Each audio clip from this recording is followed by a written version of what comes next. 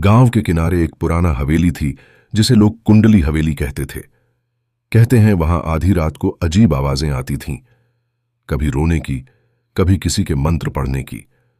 लोग मानते थे कि हवेली श्रापित है। एक दिन शहर से एक प्रसिद्ध ज्योतिषाचार्य गांव आया। वह ग्रह नक्षत्र देखकर लोगों की किस्मत बताता था।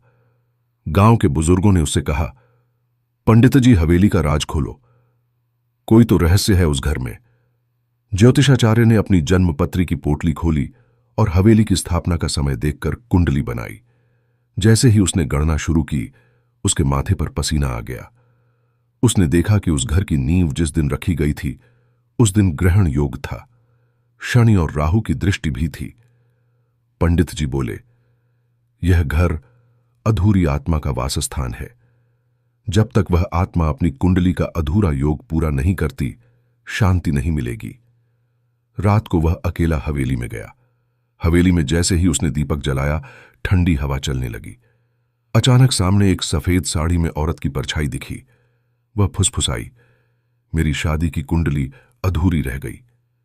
पंडित ने कहा था कि ग्रह दोष मिटे बिना मेरा विवाह नहीं होगा, लेकिन मेरे ही विवाह के दिन मेरी मृत्यु हो गई।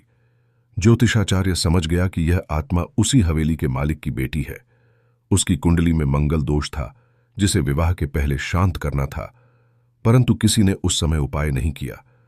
अब आत्मा ने कहा, मेरा श्राद्ध सही विधि से कर दो और मेरी कुंडली का ग्रह दोष निवारण कर दो, तभी मैं मुक्त हो पाऊंगी। पंडित जी ने अगले दिन पूरे गांव को बुलाया। विधि विधान से मंगल शांति पूजा और श्राद्ध कर्म हुआ। उसी रात हवेली से चीखें बंद हो गईं। औरत की आत्मा दीपक की लौ में समाकर शांति पा गई।